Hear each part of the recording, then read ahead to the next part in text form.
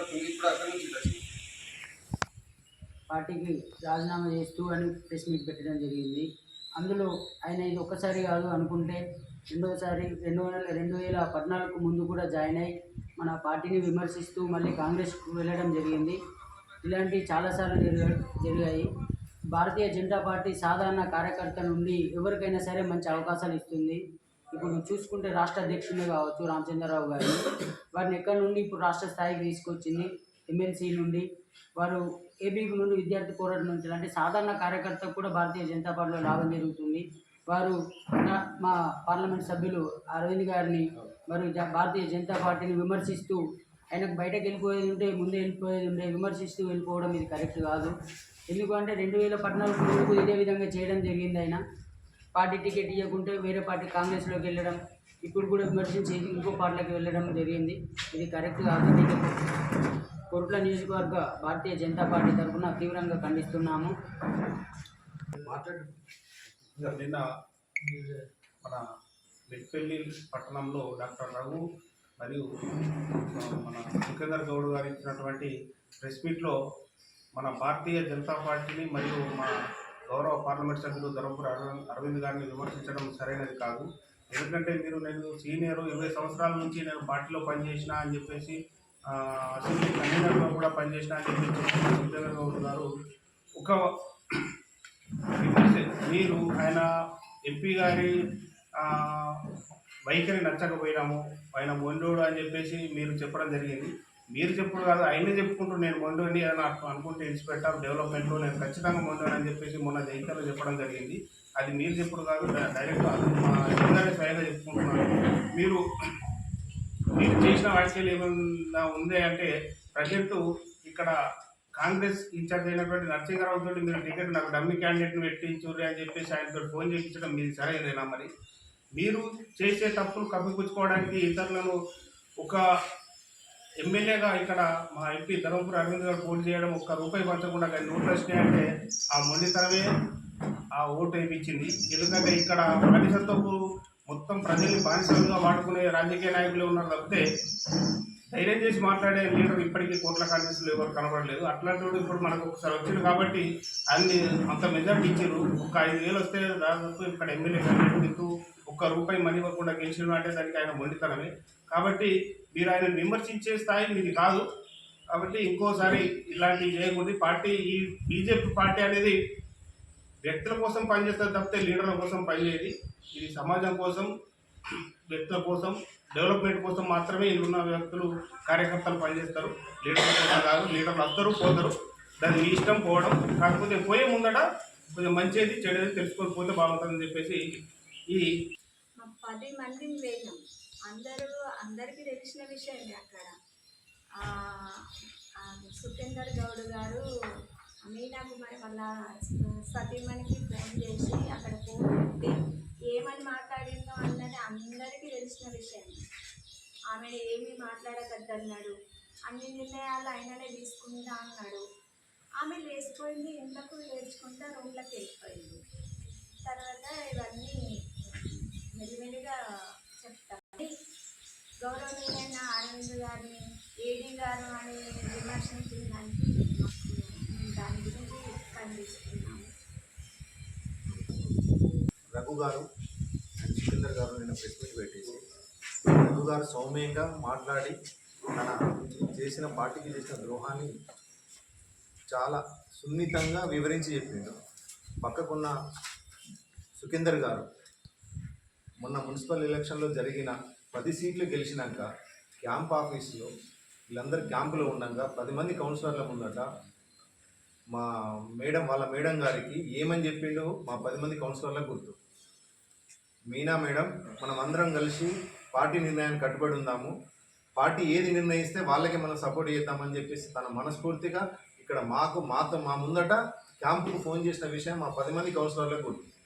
ఈరోజు మీరు 35 సంవత్సరాల బీజేపీ చరిత్ర అంటున్నారు. 35 సంవత్సరాల బీజేపీ చరిత్రను మున్సిపాలిటీ మీద జెండా ఎగిరేయకుండా చేసిండ్రు. ఎన్నో ఏండ్లకు వచ్చిన కళ అది. 10 మంది కౌన్సిలర్లు గెలవడం అన్నది ఇప్పుడు ఎన్నో ప్రజల కాంక్షతోని మమ్మల్ని గెలిపిస్తే మీరు మీ స్వయ ప్రయోజనాల కొరకు మీ సొంత నిర్ణయం తీసుకొని, మీరు ఒక్కరే కాదు కదా మున్సిపల్ చైర్మన్ అయ్యేది, 10 మంది మీ మిగతా 9 మంది మేము సపోర్ట్ చేసి ఇంకా 4 మేము తెచ్చుకుంటే అప్పుడు మీరు కమిషన్ చైర్మన్ అయ్యేది. మీరు ఏ ప్రయత్నము చేయకుండా నన్ను చైర్మన్ చేయలేదని మీ ప్రయత్నాన్ని ఎవరు ఆపుకున్నారు? సరే ఆ చెప్పింది కావచ్చు, మా 10 మందితో ఏమైనా విచారం చేసినావా నేను అవుతున్నా అని? ఏనాడు విచారం చేయలేదు. నీ ఫస్టే నీ కమిట్మెంటు మా అరవింద్ గారు చెప్పారు డమ్మీ క్యాండిడేట్ పెట్టమని చెప్పేసి అది వైరల్ అయిపోయింది. దాని తర్వాత మీరు తీసుకున్న నిర్ణయం కాంగ్రెస్ పార్టీకి మీరు చెప్పుతున్న ఏవైతే నీతి నియమాలు ఉన్నాయో అన్నీ దొక్కి మీకు రానప్పుడు ఖచ్చితంగా కాంగ్రెస్తో మీరు టైఅప్ అయి ఉండి కాంగ్రెస్కు మీరు విమర్శిస్తున్న కాంగ్రెస్కే మీరు సపోర్ట్ చేసిండ్రు. బీజేపీ జెండా ఎగిరిపోవడానికి కారణము 100% మీది తప్పదు. మీరు చేసుకున్న శాంతిపారాధము పార్టీ ఎలాంటి మీకు ద్రోహం చేయలేదు. అద్వానీ 2 సీట్లు ఉన్న 250 సీట్లు తెచ్చిన అద్వానీనే పార్టీ నిర్ణయానికి కట్టుబడి పక్కకున్నాడు.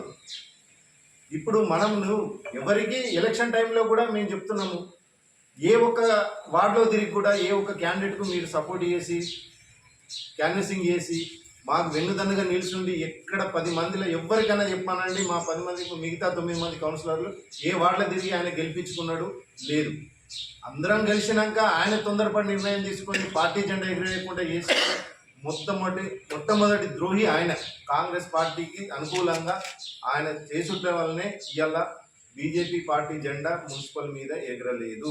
దానికి అంతటి కారణము ఆయననే. దీన్ని మేము పత్రికాముఖంగా చెప్తున్నాము. మీరు పార్టీకి రాజీనామా చేస్తూ అంటున్నారు, పార్టీ కాదు, పార్టీ వల్ల మీకు లభించిన పదవికి మీ మీద నమ్మకం ఉంచి పార్టీ మీద నమ్మకం ఉంచి మిమ్మల్ని గెలిపించిన ప్రజలకు క్షమాపణ చెప్పి పార్టీకి పదవికి రెండింటికి రాజీనామా చేసి మీరు వేరే పార్టీకి మీకు ఇష్టం ఉన్న పార్టీకి పోతే ఇది ప్రజాస్వామ్యము. ఎవరు ఎక్కడికైనా పోవచ్చు, ఎవరు ఎక్కడి నుంచి అయినా పోటీ చేయొచ్చు. కానీ పార్టీని విమర్శించకండి, గౌరవనీయుల ఎంపీ గారిని విమర్శించకండి. మీరు చేసిన పని ఇది. ఎంపీ గారిది ఏమీ లేదు. ఎంపీ గారు ఎలాంటి మీరు ఆయనను విమర్శించడము, గౌడ్స్ అనడని లేదు కులదూషణ చేసిండని అనడము ఆ ఎలక్షన్ల ముందు చెప్పను ఉండ్రి. మమ్మల్ని గౌడ్స్ అన్నాడు నేను పార్టీ నుంచి వెళ్ళిపోతున్నాను ఉండ్రి. పార్టీ నుంచి వెళ్ళిపోవడానికి గౌడ్స్ అన్నదానికి మా కొడుకు పెళ్లికి రాలేదని విమర్శించడము ఇవన్నీ గతంలో జరిగినాయే కదా.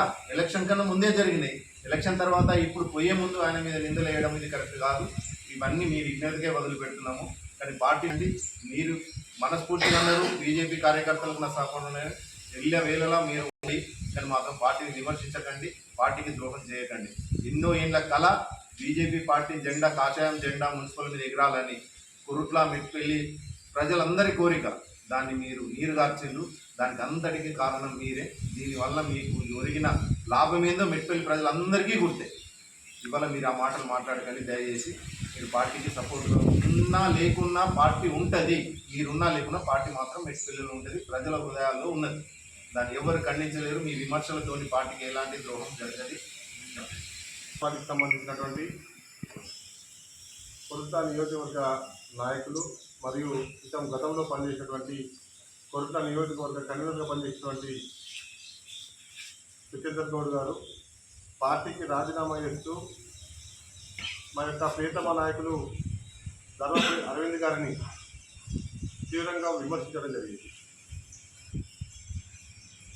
గతంలో 4 సార్లు కౌన్సిలర్గా పోటీ చేసినా అని చెప్పినటువంటి వ్యక్తి భారతీయ జనతా పార్టీ ఊగుర్తి మీద పోటీ చేసింది.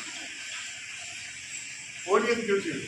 ఏ గుర్తు మీద పోటీ చేసిందంటే కమలపు గుర్తు మీదనే పోటీ చేసి గెలిచింది. అది భారతీయ జనతా పార్టీ కార్యకర్తగా భారతీయ జనతా పార్టీ అనే వ్యక్తితోని గౌరవం. కానీ ఈరోజు ఆ పార్టీకి రాజీనామా చేస్తూ మా యొక్క అందరి డైనమిక్ చేయడానికి ధర్మపురి అరవింద్ గారిని విమర్శిస్తూ ఉన్నారు. ఏడీ అనే ఒక పేరుతో తనకు ఇష్టమైనట్టుగా మాట్లాడింది. నేను అడుగుతా ఉన్నాను, ఈ నిజామాబాద్ పార్లమెంట్ లోపల గతంలో భారతీయ జనతా పార్టీ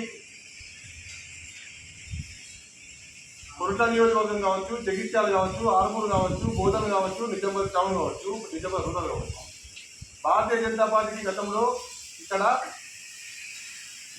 తనటువంటి బలం లేకుండే వాస్తవానికి.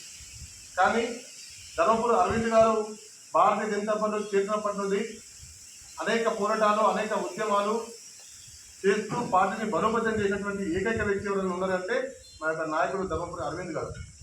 ఇవాళ నిజామాబాద్ పార్లమెంట్ చూడాలి. గతంలో ఏ పార్లమెంట్ సభ్యుడు కూడా ఈ యొక్క నిజామాబాద్ పార్లమెంట్లో అభివృద్ధి చేయలేదు. కానీ ధర్మపురి అరవింద్ గారు ఇవాళ జగిత్యాలకు కేంద్ర విశ్వవిద్యాలయాలు తెచ్చింది వాళ్ళకి గుర్తుకు రావట్లేదు. కొరుట్లకు నవోదయ పాఠశాల తెచ్చింది వారికి గుర్తుకు రావట్లేదు. నిజామాబాద్కు పసుపోటు తెచ్చింది వారికి గుర్తుకు రావట్లేదు. అంతేకాదు ఈ యొక్క నిజామాబాద్ పార్లమెంట్ లోపల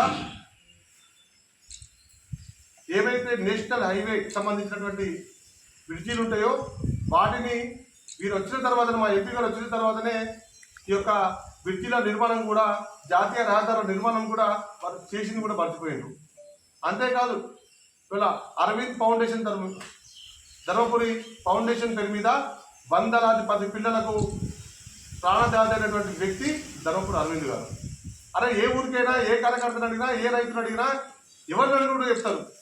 నిజామాబాద్ పార్లమెంటులో ప్రతి ఊరికైనా కూడా, ఏ పల్లెకైనా కూడా ధర్మపురి అరవింద్ గారి యొక్క నిధుల నుండి ఒక సీసీ రోడ్డో, లేకపోతే పాఠశాలలో, లేకపోతే ఒక దేవాలయానికో, ఒక ఆరోగ్య కేంద్రానికో, మహిళా సంఘాల భవనానికో, హైబస్ రైట్ల నిర్మాణానికో ఎంపీ ధర్మపురి అరవింద్ గారి యొక్క నిధుల నుండి ఈ యొక్క నిజామాబాద్ పార్లమెంట్ లోపల అభివృద్ధి జరుగుతున్న విషయాన్ని వారు